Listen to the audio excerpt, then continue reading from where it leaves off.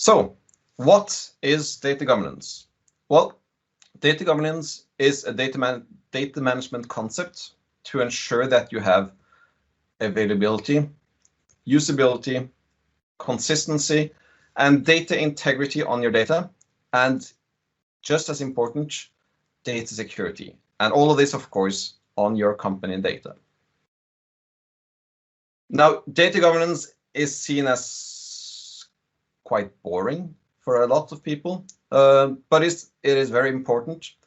And there are two different drivers to data governance in companies, some studies have found.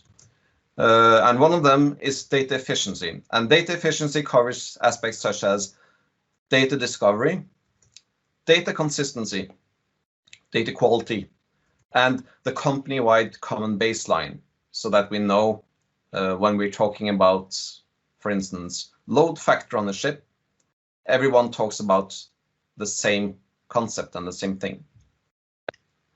Then there is the second driver, which is data compliance. And data compliance is probably more important when you come up to the CXO level, because that's where the fines might start hitting you. So data security, data classification, data privacy, which is, I think that's where you will find the most heftiest fines these days. And of course, data loss prevention. And I'll probably say this word a couple of times during the day or during the 10 minutes. Trust. So solid data governance enables trust in your data. And that is why data or governance is important. And again, we're looking at this from different angles. So what data do we have in our company? And what data can I use? What has been done with that data that I'm seeing in my dashboard right now? It's probably something, but I'm not sure. How can I trust that it's correct? And what does this word mean?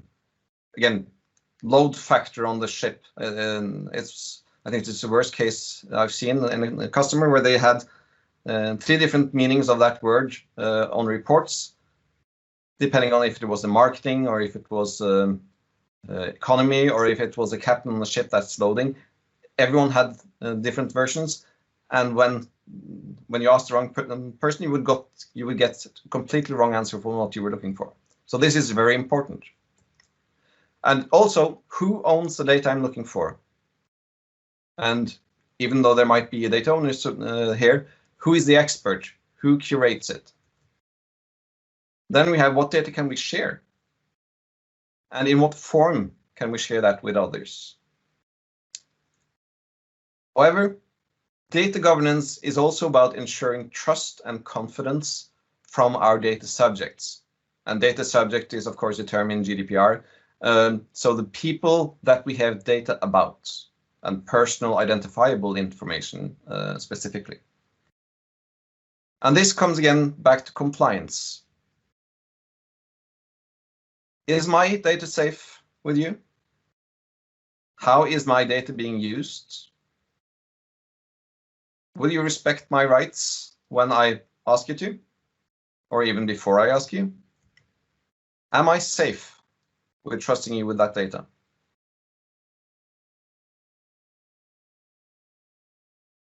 Data governance or data trust also comes into different domains or different boxes in an architecture. And of course, first of all, we have data management. And data management is the processes and the rules and regulations around how you manage data in your company. Then you have systems or products that you deploy. And data catalog is one of them. So making sure that you have a repository and cataloging all the data you have, or metadata. Then you have your business glossary, and your business glossary is again to establish that common baseline. What does this word mean? What does its KPI mean? Are we talking about sales per month or sales per user or something else? Or the load factor. Then we have data quality. And data quality is both processes and it is products, and it comes to making sure that the data that you have has the right quality. For instance, is this VAT number that I have for this customer correct? Does it even exist? Or is this postal code correct, or does it even exist? These things can be looked up in an automated fashion in a data quality tool. Then you have data lineage. And again, this is important to understand what has happened to my number before I see it or consume it on my dashboard. End-to-end data lineage. And again, data privacy, making sure that you have the tools and processes in place to monitor the data that is personal identifiable. And why should you care about data governance? Well, we're moving from a simple data state. Most of us have been working with databases for a while. We know that at least people with white hair and beard like me, we have our enterprise data warehouse. You find your SSR reports or Power BI reports in one place. It might be SharePoint or it might be a reporting services webpage, but it's there and it's very easy to find. Or if you're using Excel, you connect to your cubes. It's easy. But as we move to something more complex, we add data lake into the mix. And data lakes are great for trending, ad hoc analysis, sort of self-service, but there are a lot more data sources coming in. Then you have your modern data warehouse, such as Synapse, or where I stole this drawing from, data lakehouse. So you have more complex scenarios, more complex solutions, more data sources, bigger data into the mix. And of course, we have data mesh, the hot new kid on the block.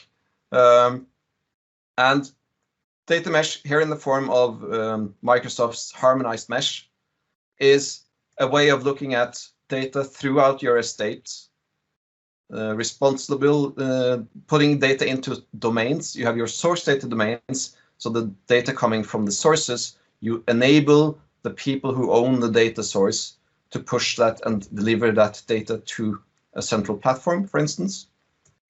Then you have the other side of it, you have the consumers, making sure that the consumers within the different domains get the data they need.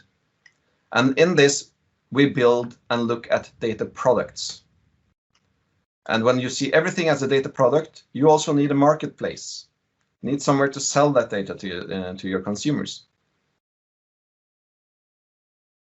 And then it is important from a governance perspective, again, to find the right data that your user needs. You need to make sure that users only see what they should see. Again, taking care of privacy, taking care of confidential information. You need to understand what has been done with the data, which is again lineage. You need to make sure that your users trust the data that is available, because if they don't trust that data, they won't use it. They won't be able to make decisions based on the data you make available to them. You also need to know who you have data on and where that data is, because if the shit hits the fan and you get a data breach, you need to know who to contact, who to notify, and again, based on what has been stolen or what has been breached. And you need to know who has access to that data in real time.